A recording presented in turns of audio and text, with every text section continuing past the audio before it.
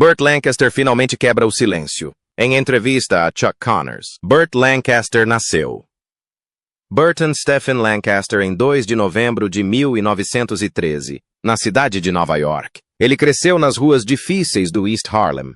Criado em uma família irlandesa-americana da classe trabalhadora, Lancaster demonstrou desde cedo interesse por esportes e desempenho. Ele era um atleta talentoso que ganhou uma bolsa de estudos para a Universidade de Nova York, mas abandonou o curso durante o segundo ano. Em vez de seguir a carreira acadêmica, ele canalizou sua energia para a acrobacia, eventualmente ingressando no circo dos irmãos Kay como acrobata. Essa experiência inicial em atividades físicas lhe seria muito útil mais tarde, contribuindo para sua presença atlética nas telas e sua facilidade em interpretar papéis fisicamente exigentes. A entrada de Lancaster em Hollywood foi um tanto incomum. Após servir na Segunda Guerra Mundial no exército dos EUA, onde fez parte da unidade de entretenimento dos serviços especiais, ele foi descoberto por um agente de talentos enquanto atuava em uma peça da Broadway.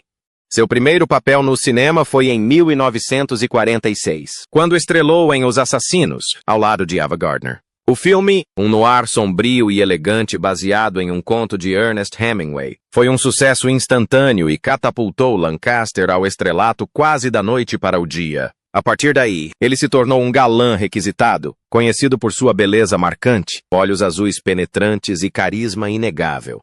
O que diferenciava Burt Lancaster de muitos de seus contemporâneos não era apenas seu porte físico e charme rústico, mas também sua disposição para assumir papéis complexos e muitas vezes, controversos. Ele se recusava a ser estereotipado e, em vez disso, explorou uma ampla gama de personagens em diferentes gêneros. Estrelou dramas intensos, épicos grandiosos, faroestes realistas, tragédias românticas e thrillers políticos ousados. Entre seus primeiros sucessos, destaca-se A um Passo da Eternidade, 1953, no qual interpretou o Sargento Durão, porém emocionalmente conflituoso. Sua atuação em Warden, especialmente na icônica cena da praia com Deborah Kerr, permanece uma das mais memoráveis da história do cinema e lhe rendeu sua primeira indicação ao Oscar. Em 1960, Lancaster ganhou o Oscar de melhor ator por sua poderosa interpretação de Elmer Gantry, retratando um pregador itinerante carismático, mas moralmente falho.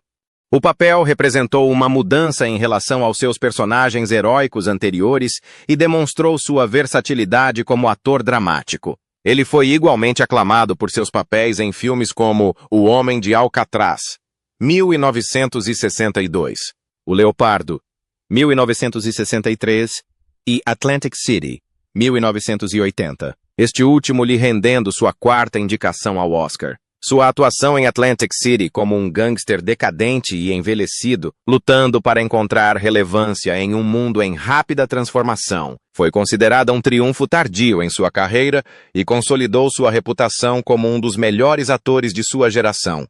Lancaster também foi um pioneiro nos bastidores. Numa época em que os atores raramente tinham controle criativo sobre suas carreiras, ele cofundou a produtora Hecht Hill Lancaster na década de 1950. Essa iniciativa lhe permitiu maior autonomia sobre seus projetos e lhe deu a oportunidade de defender filmes com temática social. Por meio de sua empresa, ele ajudou a produzir obras influentes como Marty, de 1955, que ganhou o Oscar de melhor filme e foi inovador ao retratar a vida da classe trabalhadora. O compromisso de Lancaster com as questões sociais ia além das telas. Ele era um defensor declarado dos direitos civis e conhecido por assumir posições firmes em questões políticas.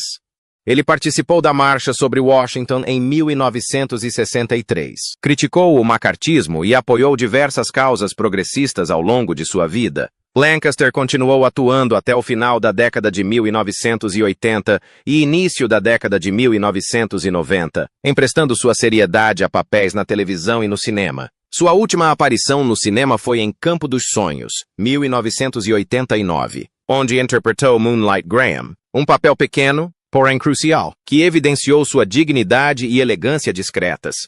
Foi uma despedida apropriada das telas, já que o personagem de Lancaster representava sonhos perdidos e o poder redentor da memória, um tema que ressoou com o público e refletiu o impacto duradouro do próprio Lancaster em Hollywood. Burt Lancaster, o célebre ator americano conhecido por sua presença física, performances intensas e profundo envolvimento em causas sociais e políticas. Teve uma vida pessoal complexa, marcada por 3 casamentos e a criação de 5 filhos. Cada um desses relacionamentos revelou diferentes dimensões do homem por trás da estrela de cinema, destacando suas paixões, lutas pessoais e a evolução de sua identidade ao longo da vida. O primeiro casamento de Lancaster foi com June Ernst, uma talentosa trapezista, cuja trajetória profissional estava profundamente ligada ao mundo do circo.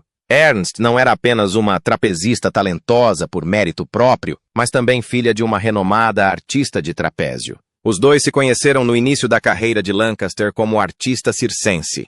Antes de se tornar ator, Lancaster sentia-se atraído pela vida ousada e fisicamente exigente do circo, e seu casamento com Ernst reforçou essa paixão. Juntos, eles viajaram em turnê com diversos circos, realizando rotinas elaboradas e perigosas a grandes alturas, sem redes de segurança. Era um estilo de vida fisicamente exigente que requeria disciplina rigorosa e confiança absoluta entre os parceiros.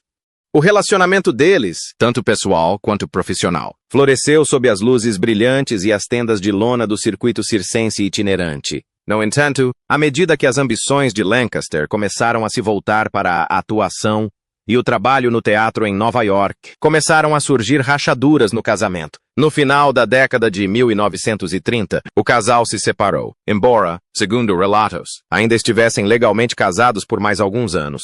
A data exata do divórcio permanece incerta. Algumas fontes indicam 1940 como o ano em que se separaram oficialmente, mas outras, incluindo vários biógrafos posteriores, sugerem que o processo legal pode não ter sido finalizado até 1946. Essa discrepância é significativa porque coincidiria com o período em que Lancaster cortejava e eventualmente se casava com sua segunda esposa, gerando especulações sobre as complexidades legais e emocionais envolvidas na transição entre esses dois relacionamentos importantes. O segundo casamento de Lancaster foi com Norma Anderson, uma mulher brilhante e politicamente engajada, que trouxe estabilidade e uma parceria intelectual à sua vida. Os dois se conheceram durante a Segunda Guerra Mundial em circunstâncias incomuns. Enquanto servia no exército dos EUA na Itália, na divisão de entretenimento dos serviços especiais, Lancaster assistiu a uma produção da USO onde Anderson, originalmente stenógrafa, havia substituído uma atriz doente em caráter de emergência. Segundo uma anedota romântica e frequentemente repetida, Anderson avistou Lancaster à distância quando ela chegava ao aeroporto e perguntou a um oficial próximo: "Quem é aquele oficial bonito? Ele é casado?" Sua pergunta deu início a uma série de eventos que culminaram em um encontro às cegas naquela mesma noite. Os dois se apaixonaram rapidamente e se casaram em 1946, pouco depois do fim da guerra.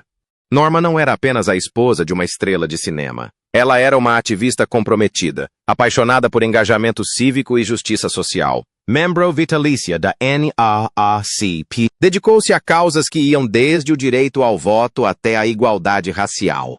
A casa do casal no bairro nobre de Bel Air, em Los Angeles, incluía um cômodo inteiro que Norma transformou em um centro de ativismo. Esse espaço estava repleto de máquinas de escrever, impressoras, resmas de papel e materiais de envio, todas ferramentas que ela usava para coordenar grandes esforços para a Liga das Mulheres Eleitoras. Ela se dedicava especialmente à organização de eventos políticos para a arrecadação de fundos e campanhas educativas, e Lancaster apoiava muitas dessas iniciativas pública e financeiramente.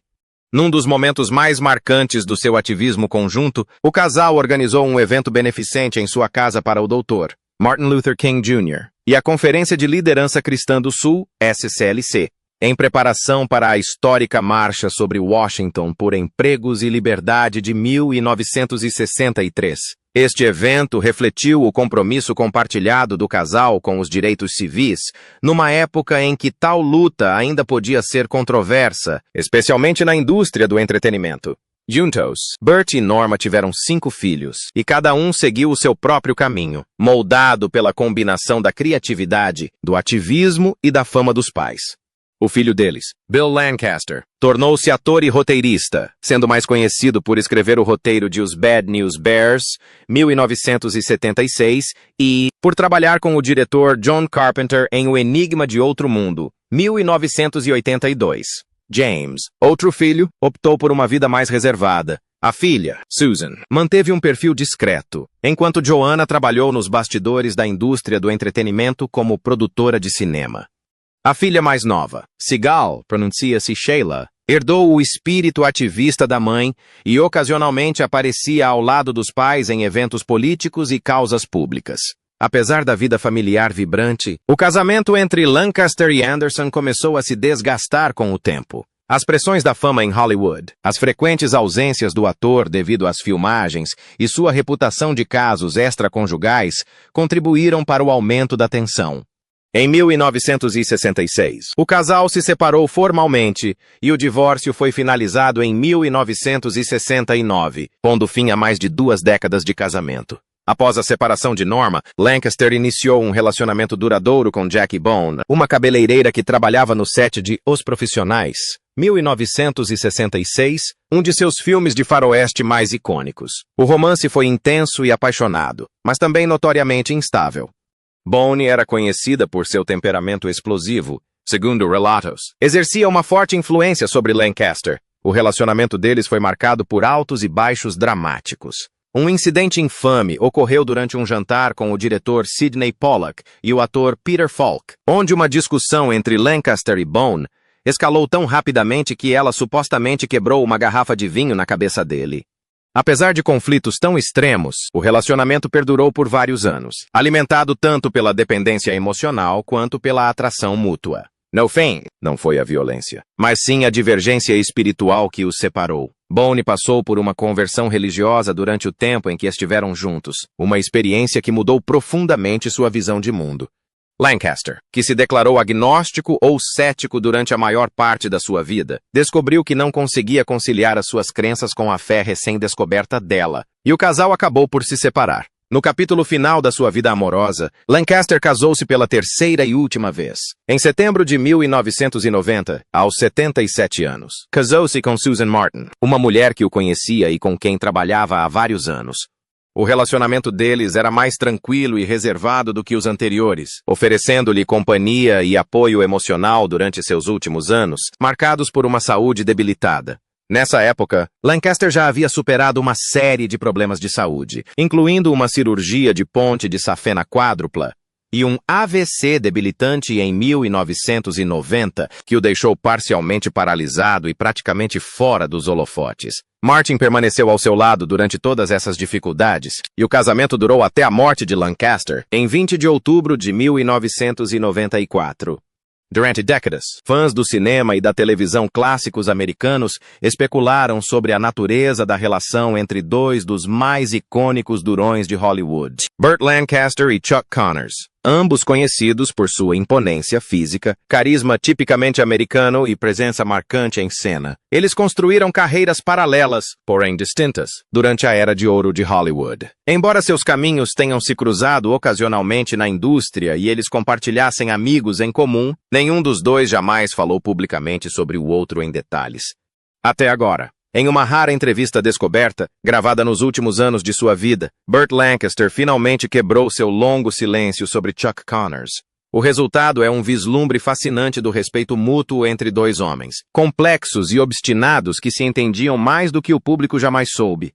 Lancaster iniciou a conversa reconhecendo o vínculo único que sentia com Connors, não como um colega ator, mas antes de tudo, como um colega atleta. Sabe? Disse Lancaster com um sorriso nostálgico. Chuck e eu viemos do mesmo molde. Éramos atletas antes de sermos atores. Isso molda um homem de forma diferente.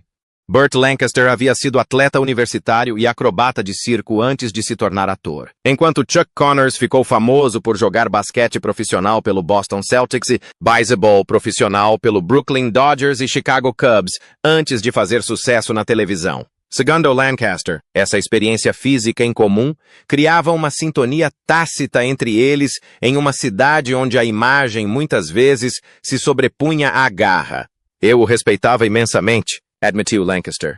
Não apenas porque ele sabia arremessar uma bola de beisebol ou manusear um rifle, mas porque ele aplicava essa disciplina e foco à sua arte. Hollywood está cheia de farsantes. Chuck não era um deles. Lancaster continuou elogiando o trabalho de Connors em The Rifleman, a série de televisão inovadora que tornou Connors um nome conhecido em todo o país.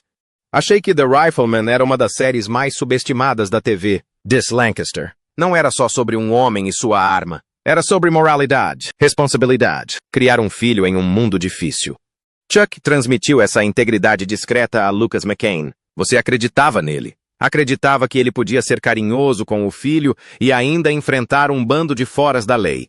Lancaster confessou que, embora não assistisse muita televisão em geral, fazia questão de sintonizar The Rifleman sempre que possível. Chuck tinha um naturalismo que muitos atores passam a vida inteira buscando. Ele não estava tentando ser uma estrela. Ele estava tentando dizer a verdade, e há uma certa conexão aqui. Não perca nosso filme A Mulher dos Mares do Sul, de 1953. O que surpreendeu muitos fãs foi a revelação de Lancaster de que ele e Connors quase trabalharam juntos em um projeto cinematográfico no final da década de 1960, um faroeste realista que acabou não se concretizando durante a pré-produção. Havia um roteiro que ambos adorávamos. Era sobre dois foras da lei veteranos, homens com um passado conturbado, que se reconciliavam com o que haviam feito e com o que haviam se tornado, revelou Lancaster. Chuck deveria interpretar meu irmão mais novo. Seria um filme da Dynamite, mas o estúdio ficou receoso de escalar dois atores com perfil de faroeste para uma história mais psicológica. Embora o filme nunca tenha sido feito, Lancaster admitiu que foi uma grande decepção para ele. Esse é um dos poucos papéis em que ainda penso. Acho que teríamos surpreendido muita gente. Hollywood, onde a política e o poder muitas vezes ditam quem ascende e quem cai. Lancaster também admirava a recusa de Connors em entrar no jogo. Chuck não bajulava, disse Lancaster com uma risada. Ele não frequentava festas, não tentava agradar a imprensa. Ele apareceu, fez o seu trabalho e foi para casa. Não se podia comprar a sua lealdade e não se podia abalar o seu caráter. Esse tipo de homem nem sempre prospera em Hollywood.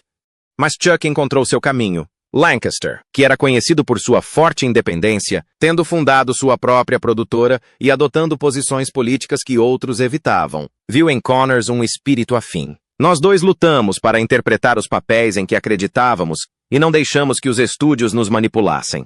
Isso não é fácil, especialmente quando se tem bocas para alimentar e reputações a zelar. Embora nunca tenham sido amigos íntimos, Lancaster recordou vários encontros com Connors que ficaram marcados em sua memória. Nos encontramos algumas vezes em eventos beneficentes para grupos de veteranos e hospitais infantis. Chuck era generoso com seu tempo, sem câmeras, sem imprensa, apenas aparecendo porque se importava. Lancaster também se lembrou de Connors visitando crianças doentes em hospitais, vestido como Lucas McCain, com direito a seu rifle característico, algo que tocou Lancaster profundamente. Tínhamos círculos sociais diferentes, mas nossos valores se sobrepunham, disse Lancaster. Disciplina, trabalho árduo, decência. Por isso eu respeitava aquele homem. Na época da entrevista, Chuck Connors já havia falecido em 1992. Lancaster, que também estava com a saúde debilitada, parecia pensativo ao relembrar o passado.